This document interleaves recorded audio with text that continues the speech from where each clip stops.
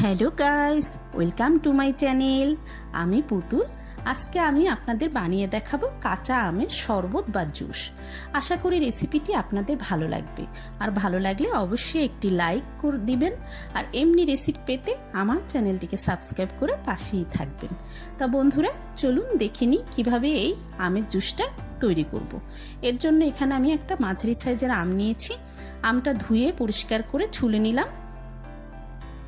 এবার আমি আমটা এভাবে কুড়িয়ে নেব। আপনারা চাইলে ছোট ছোট টুকরা করে নিতে পারেন। এবার আমি আমটাকে ব্লেন্ড করব।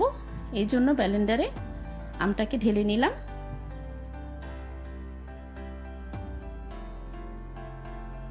এবার দিয়ে দিব হাফ কাপ পুদিনা পাতা। এখানে আমি পাতাগুলো ছড়িয়ে নিয়েছি।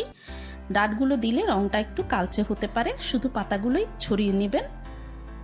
এবার দিয়ে দিলাম হাফ চা চামচ গোলমরিচের গুঁড়ো, হাফ চা চামচ বিট লবণ,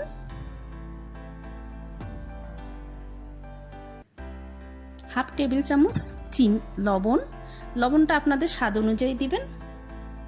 আর নিয়ে নিয়েছি স্বাদ মতো চিনিটাও আপনাদের স্বাদ অনুযায়ী দিবেন।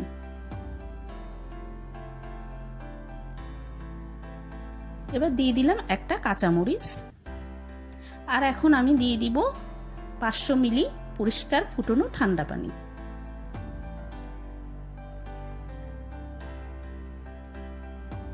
পানিটা দিয়ে খুব ভালো করে ব্লেন্ড করতে হবে, যেন পাতাটা খুব ভালো মতো মিশে যায়। এই যে ব্লেন্ড করা হয়ে গেল।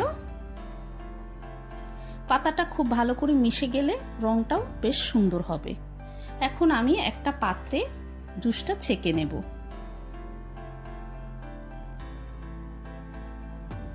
এভাবে জুসটা আমি ছেঁকে নেব।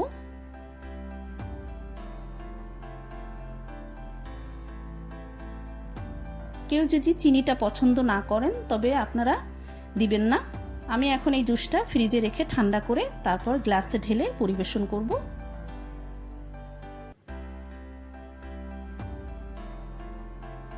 পরিবেশনের জন্য আমি এখানে গ্লাসে কয়েক টুকরো বরফ দেব।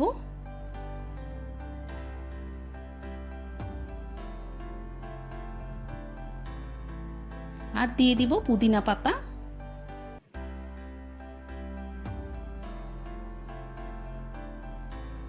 পুদিনা পাতাটা দিয়ে আমি জুসটা পরিবেশন করব।